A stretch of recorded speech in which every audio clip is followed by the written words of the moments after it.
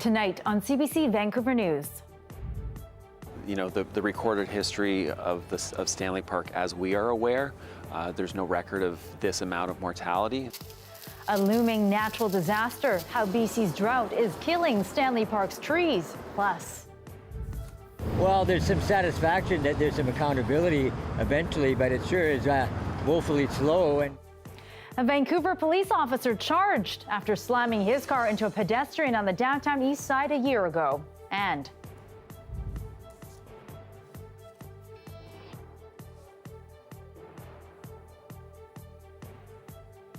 breaking down the Kalistan movement, understanding the history behind calls for an independent Sikh state in India. This is CBC Vancouver News.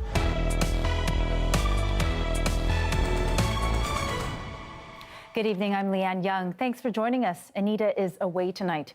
We begin with the drought that officials have called the sleeping giant. BC's emergency management minister says it is part of a larger looming natural disaster. Water restrictions are already in effect in many parts of the province, and the latest effects are being seen in Stanley Park, the green jewel of Vancouver's downtown core. And as Lindsay Duncombe reports, experts warned that a large number of browning trees in the park are already dead or dying. These sprinklers are part of a strategy to save trees in Vancouver's Stanley Park. Approximately 25% of the trees in Stanley Park are dead or dying at this time. Killed by the western hemlock looper, a natural pest that usually causes problems for a year or two. But because the park is so dry, this infestation is in its fourth year of destruction. In the recorded history of Stanley Park, as we are aware, there's no record of this amount of mortality. Just one example of the slow-moving emergency that is BC's drought, gripping 80% of the province. Areas in orange or red are likely or certain to be hurt for lack of moisture. It is unlike any kind of drought conditions the province has ever faced, and in my opinion, truly is a sleeping giant of a natural disaster that we are challenged with right now. The impacts will be very, very real. There are worries rivers will be too shallow and too warm for spawning salmon. And concerns about tourism, too. In Tofino, hotels have removed plugs from bathrooms so guests won't use too much water bathing. This summer in particular, we've received about 75% less rain than we would in a typical fairly dry summer. Rain, though, if it comes too heavy, too hard, will bring problems of its own. In areas that have exposed soil, either due to drought or forest fires, which are basically the result of the drought, we may wind up with increased flooding. There's potential then for a pile-on of disasters, all of them linked, adding more anxiety, uncertainty, and change to a province that's endured so much already. Lindsay Duncombe, CBC News, Vancouver. And severe drought conditions have forced the Sunshine Coast Regional District to impose water restrictions at its highest level. More than 20,000 residents there are under Stage 4 restrictions. It prohibits the outdoor use of drinking water, so watering gardens, using sprinklers, and washing vehicles or homes are banned. Seashelt, Roberts Creek, and Half Moon Bay are all affected until further notice. The entire Sunshine Coast is a Drought 5 level, the highest classification. A Vancouver police officer has now been charged a year after his police cruiser hit a pedestrian on the downtown east side. Part of that shocking crash was reportedly caught on video. Our Dan Burt joins me now live with more. So, Dan, just remind us when this happened and how it unfolded. Leanne, it was last September. Video shared by the Vancouver area network of drug users shows a person standing in the middle of East Hastings Street at night. We're going to show you a portion of the video just before he's hit, and a warning, this may be upsetting to some viewers. Now, you can see the man on the right there standing in the middle of the road, not moving. Eventually, a police cruiser hits the man, and he's thrown about 30 feet away. The police cruiser eventually skids to a halt. BC's police watchdog said the man was taken to hospital with serious injuries. The Independent Investigations Office looked into what happened, and in July of this year said reasonable grounds exist to believe that one officer may have committed driving offenses. Well, today, the Crown announced that Vancouver Police Constable Jack Zhao has been charged with 3 offences under the Motor Vehicle Act: driving without due care and attention, failing to exercise due care to avoid colliding with the pedestrian, as well as speeding. Now, at the time of the crash, Vandu said it believed the cruiser was traveling faster than the posted speed limit on that stretch of Hastings, which is 30 kilometers an hour. Today, Vandu members and people who live in the downtown east side say they're thinking about the victim, and drivers need to slow down. All this time, Dennis has been suffering with, physical and mental, repercussions from this incident, right? It's like a freeway here, and it's not safe for our offices coming and going. For service delivery, we're trying to be helpful down here. So in our neighborhoods close to here, we were signing signatures for petitions for speed bumps. And I think it would be safer for speed bumps and necessary. ICBC says the downtown east side has some of the most dangerous intersections in the province for pedestrians. As for Constable Zhao, the VPD says he is a serving officer and wouldn't say much more. He is due in provincial court at the end of this month. Lien. All right, we'll be watching for that. Thank you so much for reporting. Dan Burrett live with us in studio.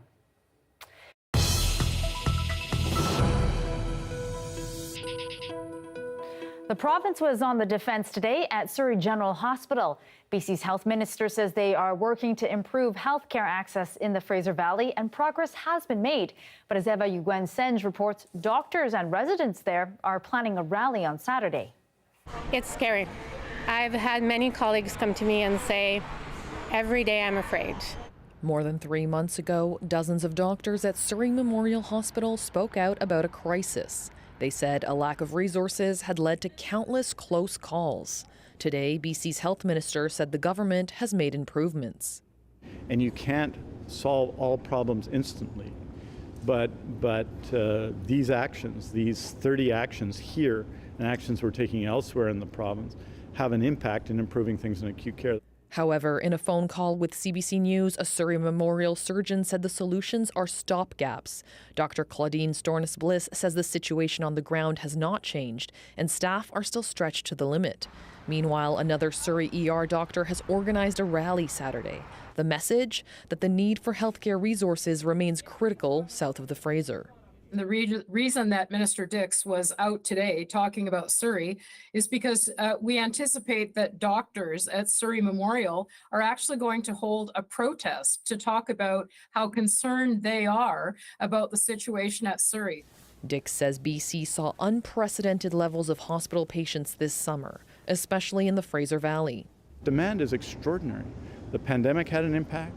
The public health emergency, that's the overdose public health emergency, has a profound and daily impact here in Surrey, and we're seeing a very significant increase in demand with an aging population. Dix repeatedly pointed to what he called a decade of neglect from the previous Liberal government when it comes to healthcare, something the opposition rejects. It is time for the minister to accept the fact that they have been in government for 2 terms, almost 7 years, and this responsibility lays on his shoulder. But Dix says over the long term, his government is taking action. Here in Surrey, we're building a second hospital. It takes time. You got to get the land. We're going to be announcing more details about it soon, and that takes a while. The province says more progress will be made over the next 18 months. Eva Yuguen-Senge, CBC News, Surrey.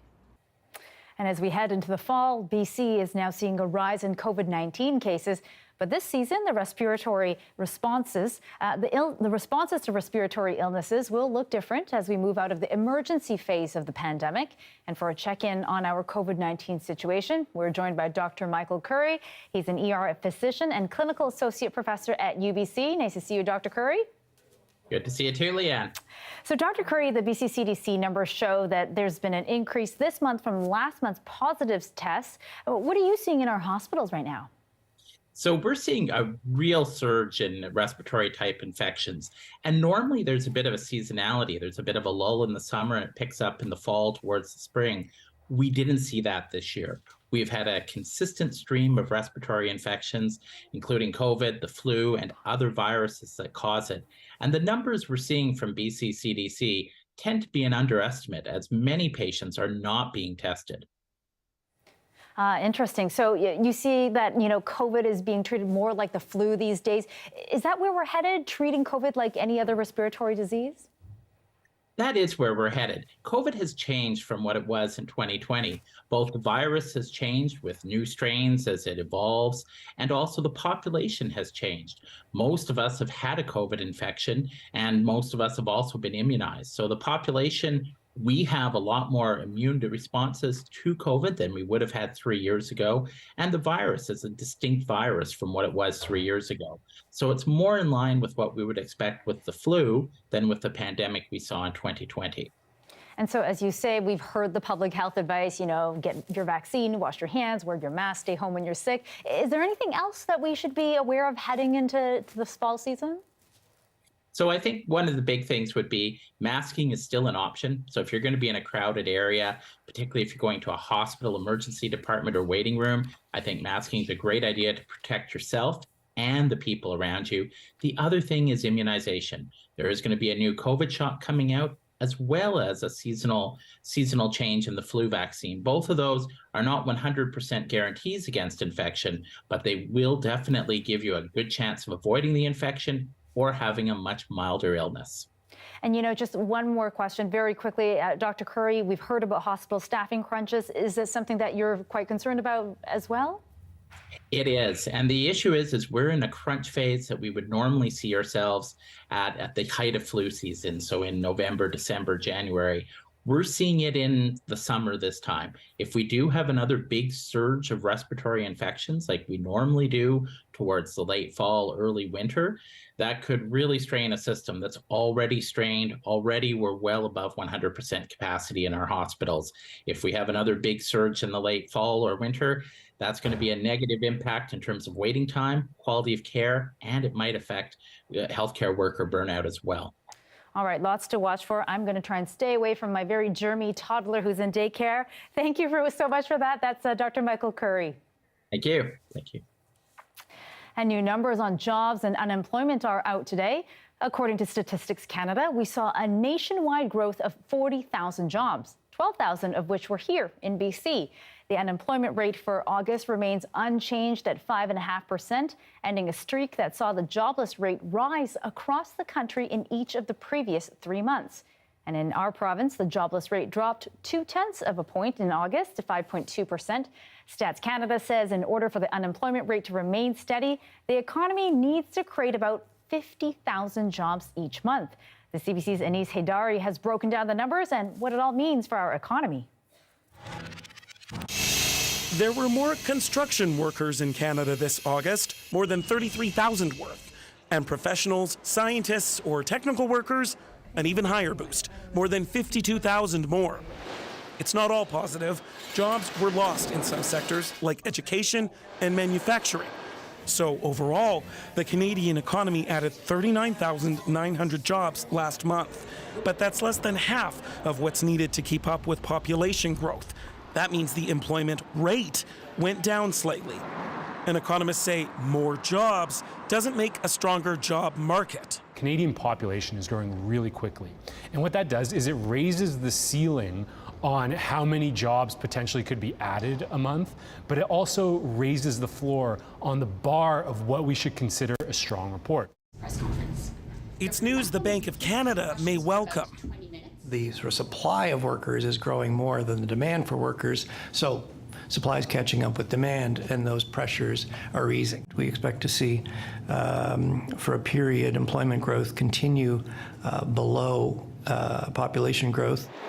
So these job numbers aren't setting off alarm bells. But we haven't hit a turning point. We're more sort of like tapping the brakes rather than hitting a U-turn. Many who watch the economy agree. These job numbers show a bit of a slowdown. So Tiff Macklem and the Bank of Canada probably won't use them as a reason to increase interest rates. Anis Haidari, CBC News, Calgary. The Whistler Grand Fondo cycling event is set to take place tomorrow, which means some traffic disruptions for drivers between Vancouver and Whistler. The Lionsgate Bridge will be closed for a few hours in the morning, and the speed limit on the Sea to Sky Highway will be reduced. Some areas will also be down to a single-lane alternating traffic as around 5,000 cyclists compete. Last year, organizers apologized to participants after complaints about food and water shortages, and they say this year's event is a chance to redeem themselves. I think people understand that mistakes can happen, and if you man up and own it and let people know you're going to change it, then they're giving us another chance, which we're very appreciative of. He says this year there's about 30% more volunteers to help, and planning has been focused on stocking aid stations with enough food and fluids, and says the weather forecast is gearing up for a great ride day.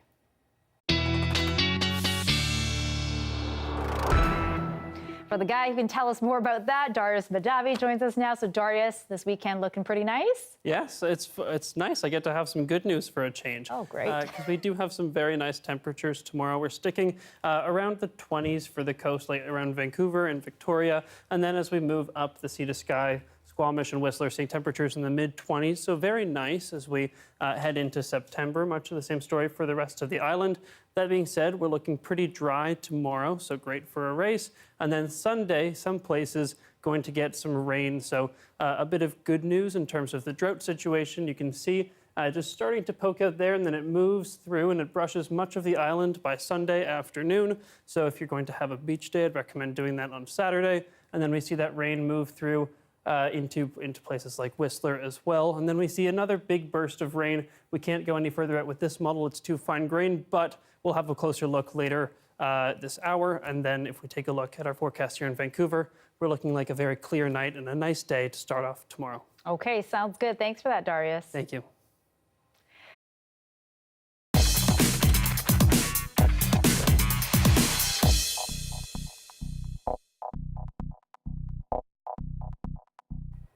Beyonce fans are getting in formation ahead of her world tour stop in Vancouver on Monday.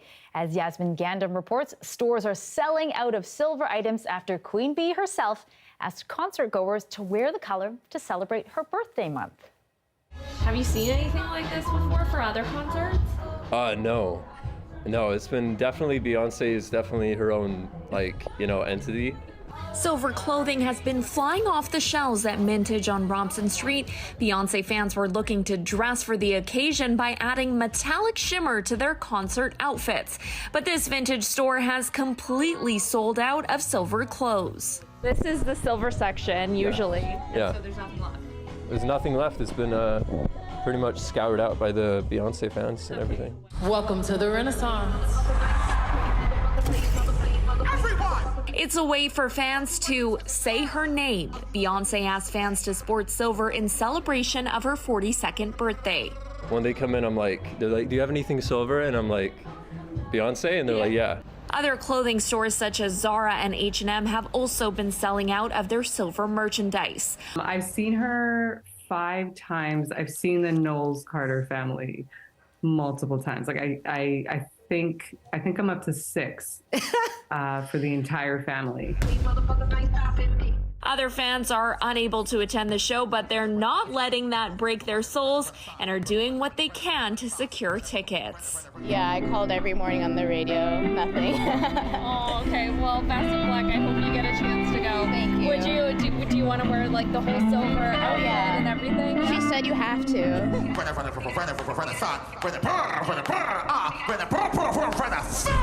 Fans will be flocking to BC Place on Monday to attend Beyonce's Renaissance tour. It's safe to say fans are already crazy in love. Yasmin Gandam, CBC News, Vancouver. You may have seen posters and flags around town calling for a separate Sikh state called Kalistan. We look at the movement, who's behind it, and what it means next.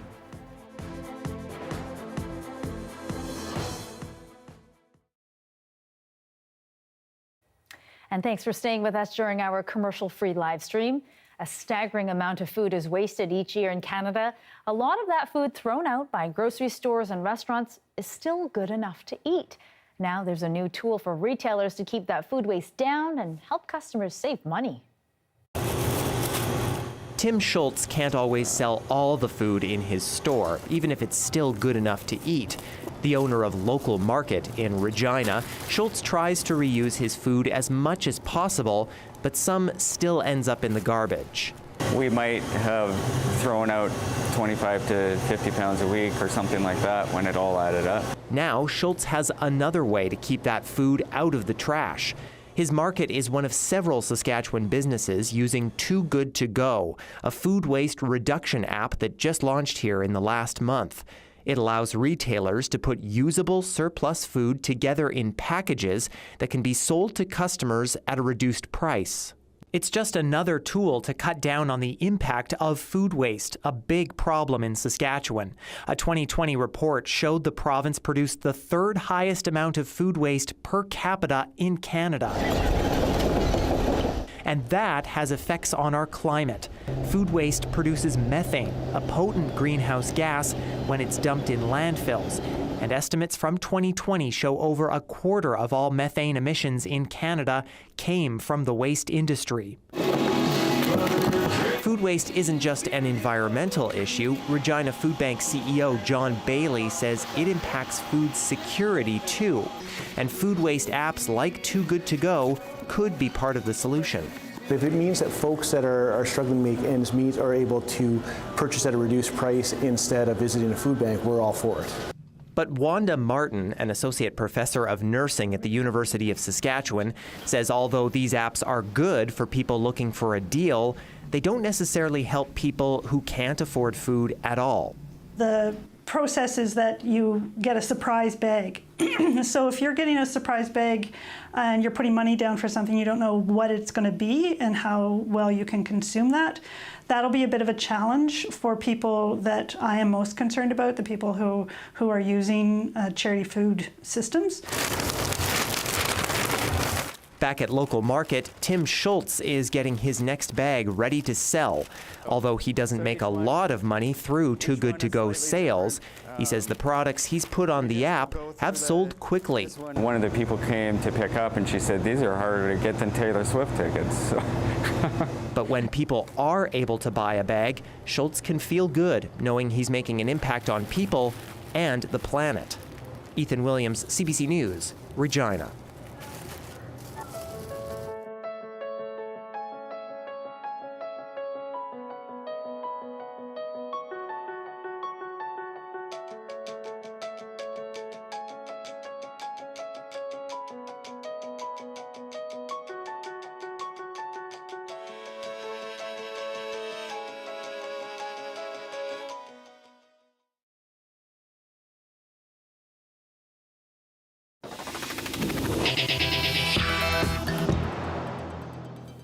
A passionate rally in front of the Indian consulate today. Supporters of Kalistan, an independent Sikh state, protesting the Indian government.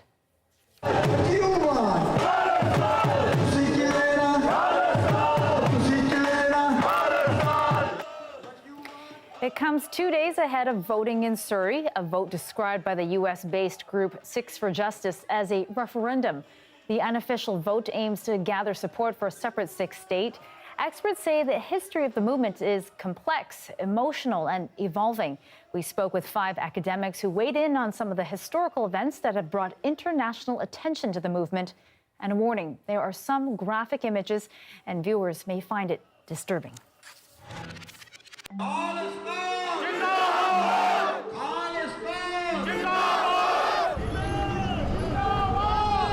The topic of Kalistan is very complex, but the meaning, the land of the pure, is consistent. Defining Kalistan, the diaspora, is a bit complicated. I feel that we've decided that Kalistan is a separate state within the nation state of India that is run by people who are Khalsas, who are Sikhs. For the Indian state, the Kalistan movement is seen as a violent movement that threatens the territorial sovereignty of India. It's an idea that has been developed over time, but that is steeped in history. And when a government or an institution erases the history or tampers with religion, you will see resistance.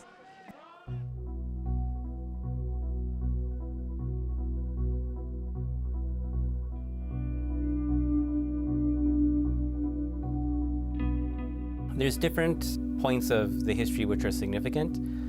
We can go as far back as the colonial period through Maharaja Ranjit Singh, a kingdom centered in the capital being Lahore. Maharaja Singh is a tangible historical marker that plays a very important role in showing that actually there is a possibility of Sikh rule, successful Sikh rule.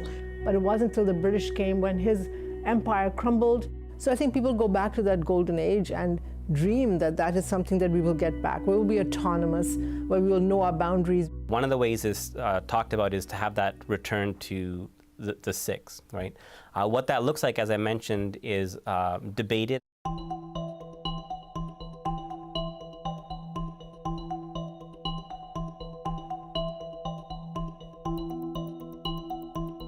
Muslims were saying, we want out. We want our own country. We don't want to be ruled by the Hindus. And they were afforded East Pakistan and West Pakistan. Punjab was divided. 3/4 of Punjab went to Pakistan. 6 stayed with India. In the 1940s, Kalistan was part of the discussion post-partition, and this was important because it led to questions concerning the Sikh identity, the Sikhs themselves not having a homeland. In the new Punjab, they were again a minority.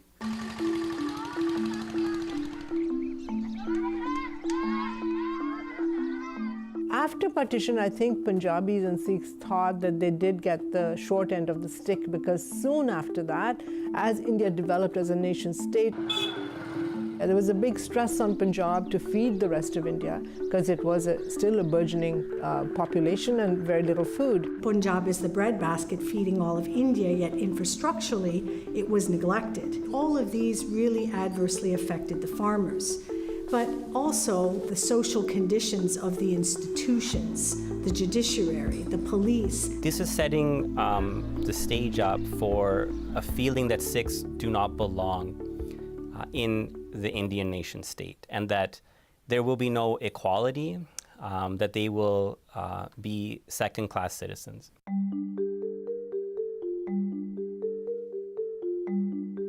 Sant Jarnel Bhindranwale. The charismatic preacher was a leading proponent of a separate Sikh state named Kalistan. Bhindranwale preached a fiery message mixing religion and nationalism. Moderate Sikh leaders are opposed to separatism, but now they say Bhindranwale's death will make him a martyr. I think the leaders that came forward, like Jarnail Singh Bhindranwale, came out of a sense of resistance and unrest. He would often say that, I'm not asking for Kalistan, but if Indira Gandhi's administration wants to give Sikhs Kalistan, and that's the way that Sikhs can become sovereign, then we'll take it. He was actually a saint to begin with, simply asking for social reforms. On the other hand, he also created an aura that he could kill anyone. Bhindranwale took up residence in the Golden Temple. From his fortified sanctuary there, he presided over a ruthless campaign of bombing, sabotage, and assassination that claimed hundreds of lives.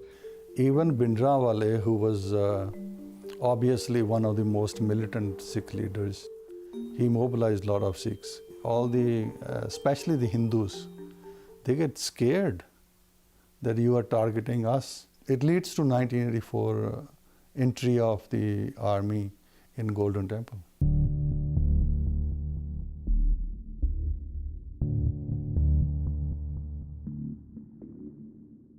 It took an entire battalion of Indian troops backed by tanks and rockets to storm the Sikh Golden Temple in Amritsar. Bloodletting began in earnest on the 5th of June, 1984.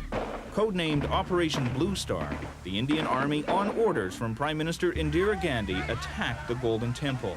So 1984 is a seminal moment in our history, because after the Golden Temple, which to us is a sacred site of worship and of religious history, was bombed attacked by the Indian government. It was sealed off.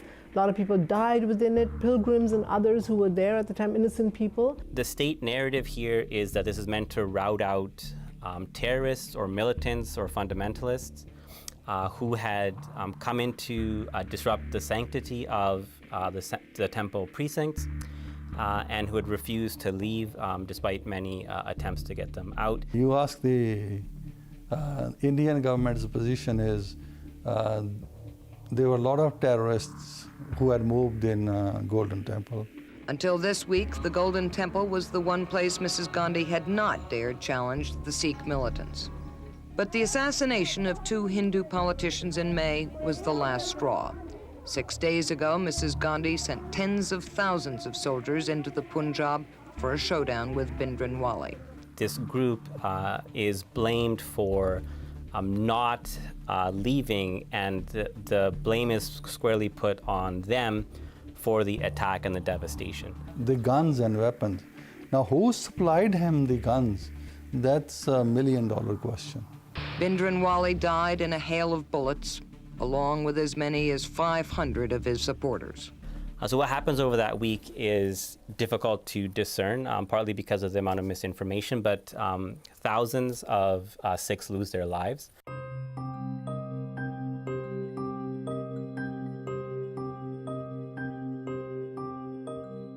Shops and businesses all over the country closed their doors and Indians crowded into the streets. But the shock soon gave way to anger. The 66-year-old Prime Minister was the victim of gunmen identified as Sikh extremists. Her murder, the apparent culmination of a 2-year campaign of terror for the creation of an independent Sikh state. And immediately the first news that comes out is that 2 Sikh bodyguards have killed her. This is quickly afterwards followed by the assassination of Indira Gandhi, seen as a retribution killing. And then several days of attacking, killing, maiming, raping, and torturing Sikhs in the capital in Delhi. There was the systematic interrogation and arrests of Sikh youth. So it was literally almost like cleaning out parts of India. Really grotesque violence. Mothers who were raped, in front of their sons, and then killed, only to have the daughter raped before the father and brother.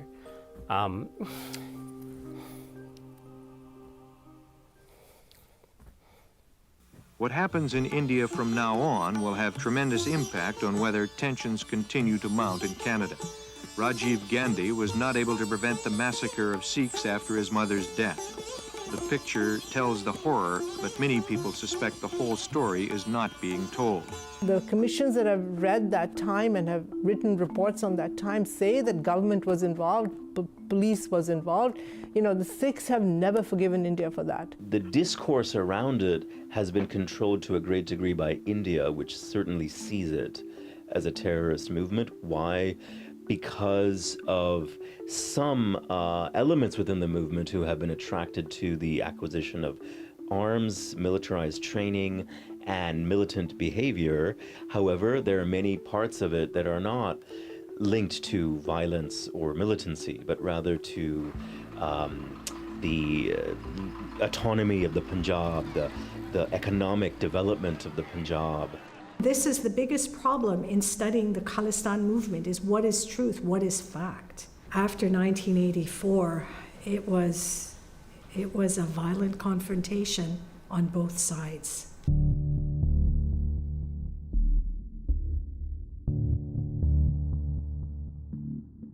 Then the Air India bombing happens. Air India Flight 182, bound for New Delhi, explodes off the coast of Ireland. Air India was one of the biggest acts of terrorism in our Canadian history, which, unfortunately, so many Canadians don't really understand or know about. 329 people are killed. This is where Tahir Sadiq came to learn that, yes, indeed, his mother was dead. Her name was Sugra Sadiq, age 65, a retired doctor going home for a visit.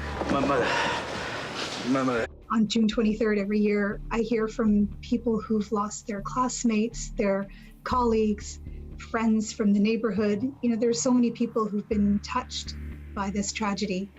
and there's been no justice for their loved ones, for our loved ones. So that really festered in people a wound that I think has not ever again been really has not healed because there's been no resolution. The issue has been who's responsible. We don't know who did it, but it was linked to the movement of Kalistan. And I would argue that the activism in Canada is unique and distinct because of Air India. And it has impacted identity formation for many Sikh men in particular, who now feel that they feel a violent gaze conferred onto their turban.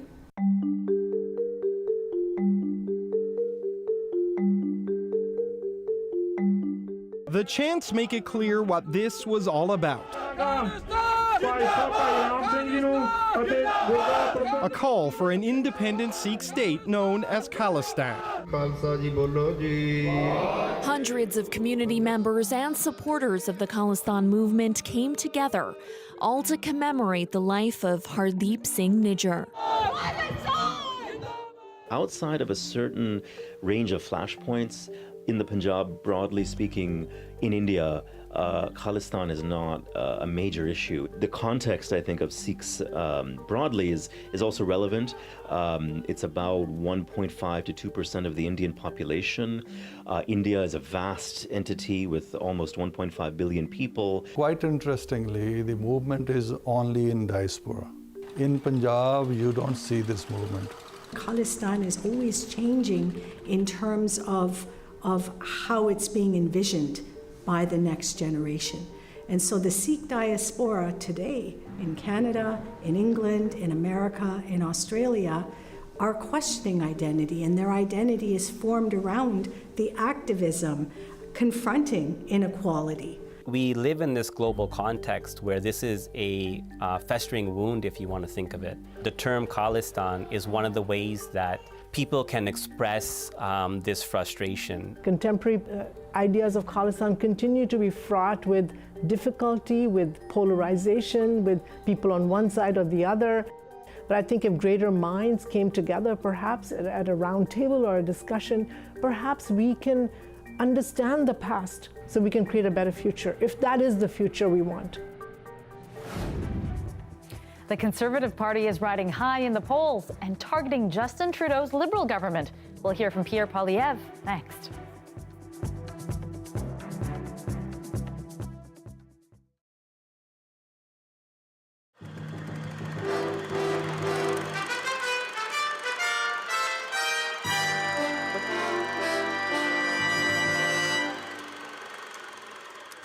The 320 passengers were flown into Seattle from Alaska, then bused to various hotels throughout the city for an emotional and tear-filled reunion with loved ones.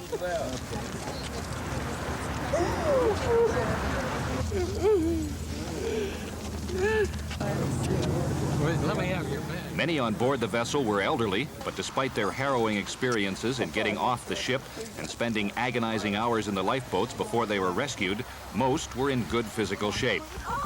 13 people were hospitalized and remain in Alaska. The passengers, many of them seasoned veterans of sea travel, escaped the flaming Holland America ship with only what they were wearing. Many were dressed in only pajamas and nightgowns when they were plucked off the lifeboats by their rescuers. Each had a story to tell. All praised the rescue operation of the Canadian and American Coast Guards, but some were critical of the actions of some of the ship's crew. Well, we thought the crew was pretty inefficient, and we weren't notified that we were just asked to come up on deck. It was a small fire. We weren't told that it was to bring anything with us. We weren't even told to bring life jackets. We didn't know we were going to the lifeboats when we went up. Some people panicked, some people pushed. But you gotta understand, you know, they were frightened. Everybody's been so wonderful to us.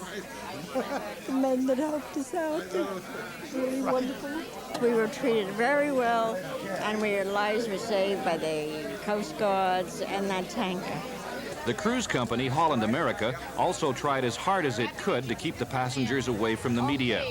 In Alaska, state troopers refused to allow them near the survivors, and in Seattle, they were whisked from their plane to an awaiting bus without taking them through the terminal. A West Vancouver couple, Cora and Ken Spears, were among a handful of Canadians on board. We started to row the thing to get it away from the boat, and then the rudder was tied off, so there was no way you could use the rudder, so there was no way you could go anyway. But however, we were, it was unfortunate, but the thing is this, we were out about 11 hours, and then the helicopters came. Well, they came prior to that, but then they started taking them off, and guess who got on all these crew fellas in the band? They just walked all over all the women, and as soon as the basket came down, they jumped in it. So we had a great old time there, but however, we all got safely on, and they took us from the helicopter over to this Williamsburg tanker, and the people on that were just fabulous. But the main thing, when they say about a miraculous escape, if the passengers on that ship were really intelligent, if it wasn't for them, it could have been a real catastrophe. The cruise that began as a dream for so many and turned into a nightmare has a happy ending, with loved ones reunited once again before they take their final trip home, secure.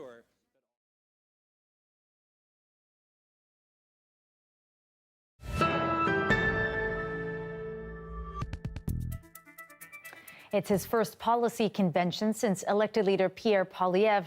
He hammered the Liberal government on affordability and the housing crisis, issues he sees key to his party's surge in the polls. Kate McKenna is in Quebec City, where Poilievre delivered a message he hopes will resonate across Canada. For 2,500 Conservatives, this was the main event. Pierre Poilievre and his wife Anna taking the stage nearly a year after he was elected leader, telling party faithful he's ready for the next election before turning the focus on the current prime minister. Recently in Charlottetown, he said everybody needs to stop picking on him because, quote, it's a really tough time to be a politician. Does anybody have a violin?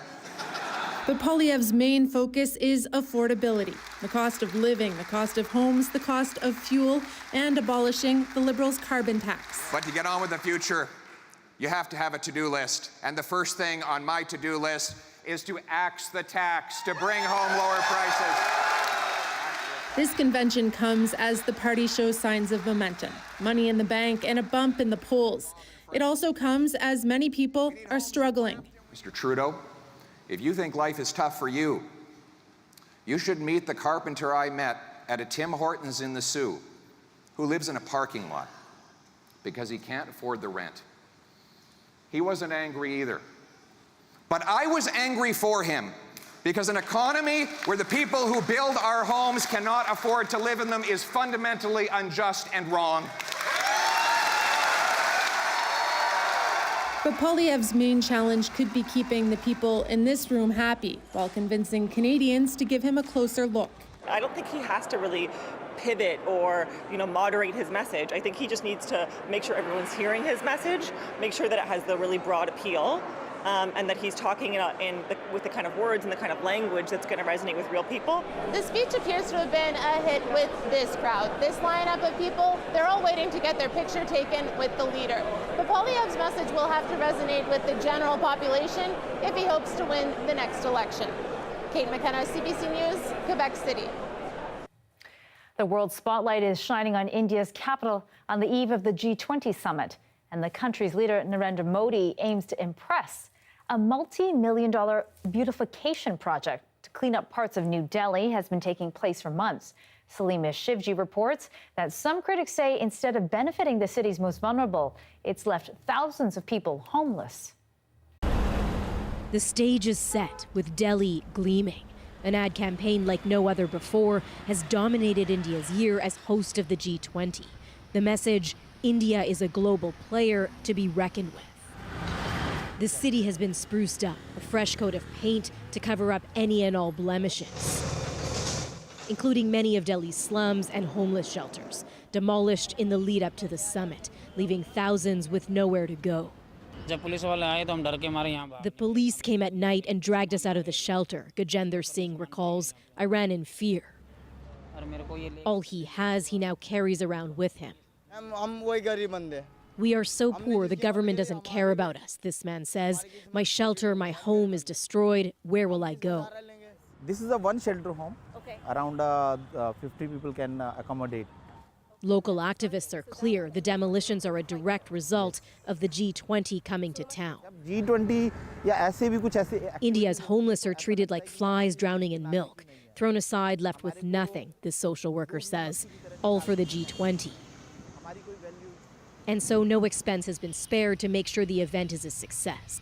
The Indian government denies they got rid of the slums as part of a beautification campaign. They say the demolitions are unrelated, that the shelters were built illegally. But officials very clearly want this India to be the focus, India bright and shiny. They hope that the summit cements the country's role as a voice for developing nations on the world stage. Security is tight, the streets empty for a bank holiday in honor of the G20. Photography is not allowed here. They're looking at it as a sort of a national celebration. For many analysts, the Modi government's G20 PR campaign is intended both for a domestic audience and an international one. They've brought the global south to the conscience of the global north. I think India sees itself as literally at the crossroads of some of the big fault lines and the big divisions in the world. But as the leaders arrive in Delhi, Justin Trudeau among them, the absences are glaring. No Vladimir Putin, no Xi Jinping. A blow to India's ambitions to play power broker at a G20 where a consensus seems unlikely. Salima Shivji, CBC News, Delhi. Hawaii is marking 1 month since that devastating wildfire tore through Maui. More than 100 people, 100 were killed and thousands displaced, and homes and businesses burned to the ground. As Sarah Levitt explains, tourists were advised to stay away, but now officials are reversing course. It was a public call by residents and officials alike. Don't come to Maui. Now, though, tourists are being urged to come back. People who come to Maui, with the exception of the part of West Maui and Lahaina that's been affected, they will be helping us to heal and recover.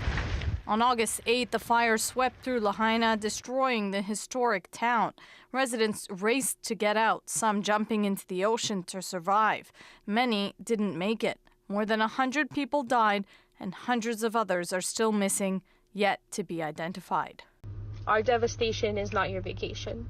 The disaster prompted many to say tourists aren't welcome, including celebrities like Hawaiian Jason Momoa.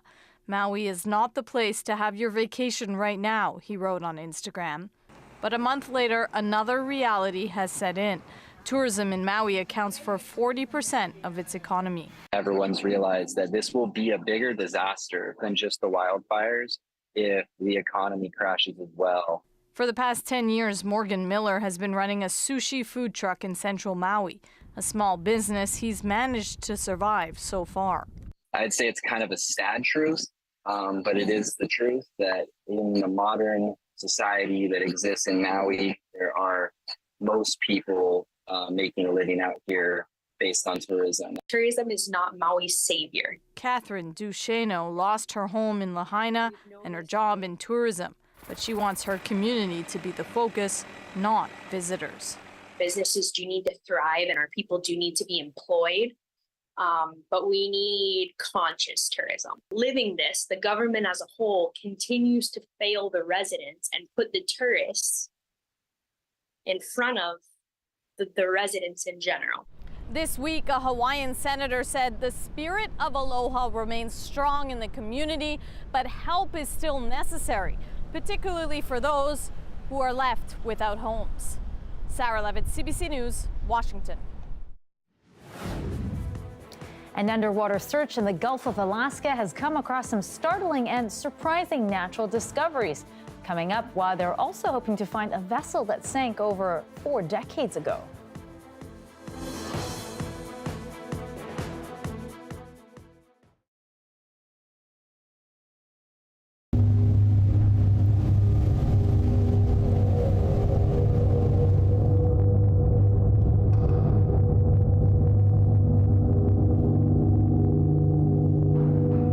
set up a durational performance in the water tower. When I came here, I was going to different spaces across the country, and when I came here, the wind was so present, and it activated the resonant frequencies of the tower. Well, there's 900 feet of cables at least, and there's 6 loudspeakers, 6 studio monitors, and then there's 6 surface transducers that I've attached to the staircase, and then a subwoofer, 3 subwoofer transducers. I'm using pre-recorded sounds, so I know which sounds I'm using, but sometimes from the outside there'd be a tone, or the train would go by, and that would influence what I decide to do next. So I am listening and I'm responding based on what's happening in that moment. The tone surprised me, the range of tones, and the great music that there was. It wasn't just sounds, there was actually rhythm and all the other things that make good music.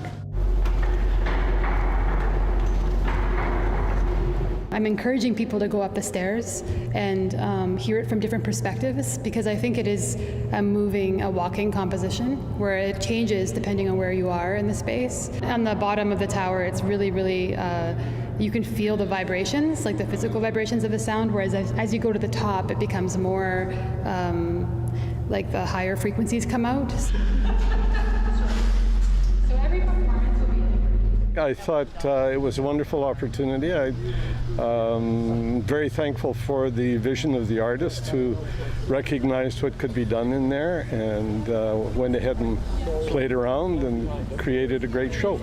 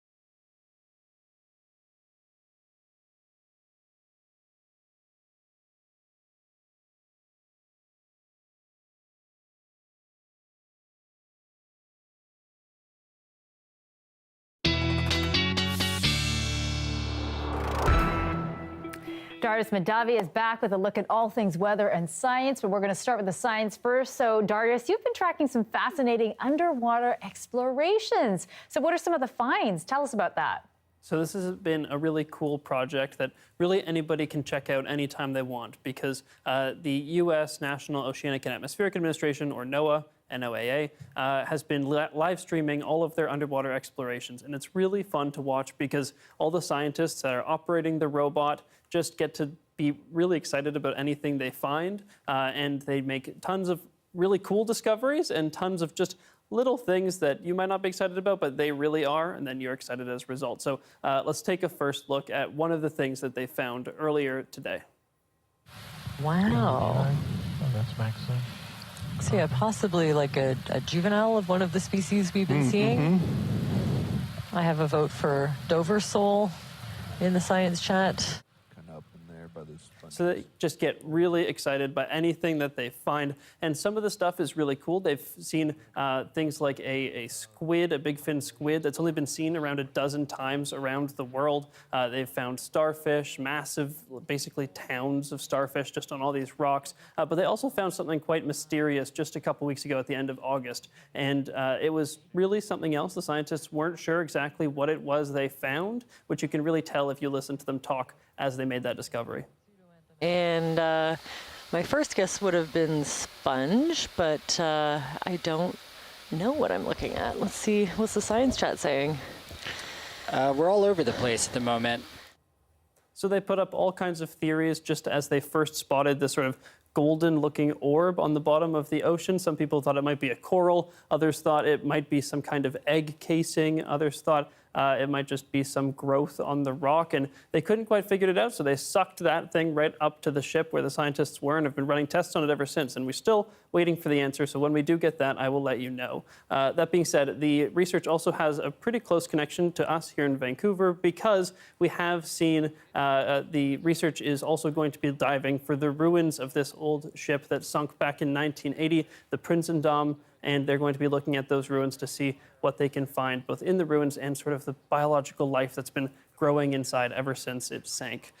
With all that being said, it does sound a little bit cooler than the weather forecast because we've got a pretty relaxed system moving through. We've got that heat and dry weather across the province. It would be nice to see some rain, but it looks like it's only coming for the coast, really. So the northern parts of the island up the north and central coast, whereas we stay pretty dry through the rest of the province right into the beginning of next week. For tomorrow, we won't see anything, any real moisture throughout the province, even on the island. There's lots of dryness, lots of sun throughout the province. And here in Vancouver, we see something similar. Not really any rain in the forecast. Small possibility of a drizzle early morning Monday, but this looks like a sunny time ahead. Sunny time ahead. And to go back to that ocean exploration you were talking about, in case people were wondering, I don't think we said the cameras are in the Gulf of Alaska, and you can actually go to the NOAA site and watch it live, just like I did as I was listening to your weather forecast. Thank you for that, Darius. Thank you.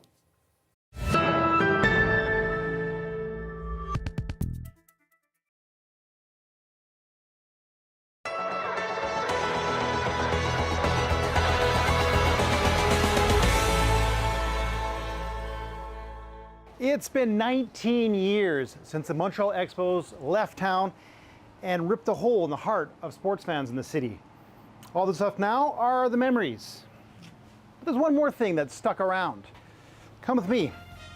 I'll introduce you. Hey, Youppi, how are you? Good to see you. Hey, looking good, buddy, looking good. Hey. I'd like to see who's the man behind that mask. Hey! My name is Claude Hubert, and I've been UP from 85 till 91. The first time was the St. Patrick's Parade. I felt all the love, and it was really a tremendous day, and I couldn't believe how the people loved this UP. August 23rd, 1989. Los Angeles Dodgers were in town. What happened that night? Somebody made a PJ for UP.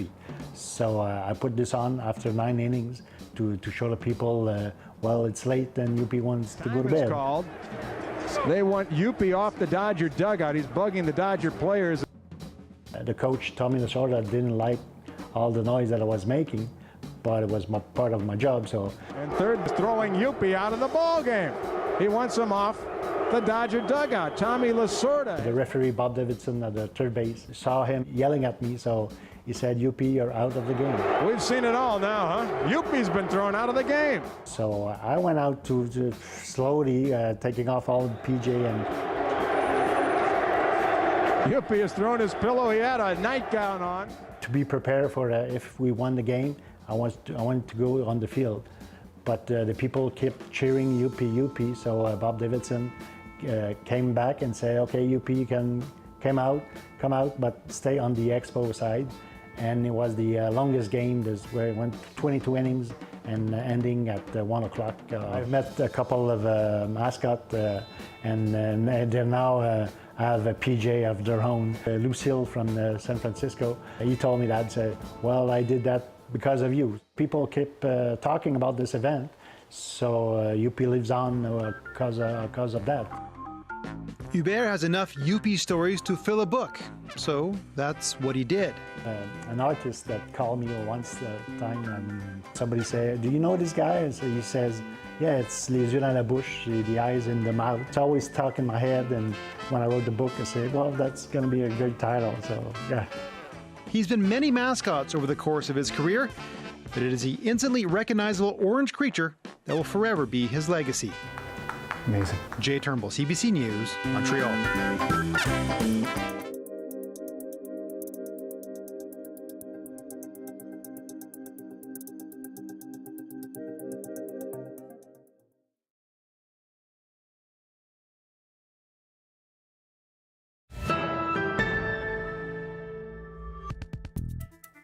It's always a relief to reunite with a loved one who's been receiving urgent medical care.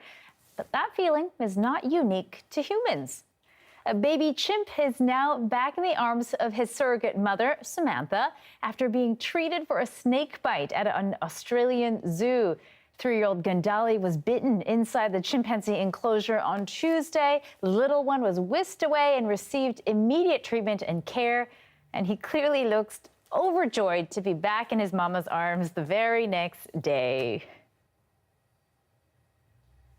Oh, that's adorable. All right, that's it for us tonight. Thank you for being with us on CBC News at 6 and this whole week. And to remind you, if you're not already watching us on CBC Gem, that's our free app. You may want to check us out there. All right, that's it for us. Have a great and safe weekend. I'll see you back here on Monday.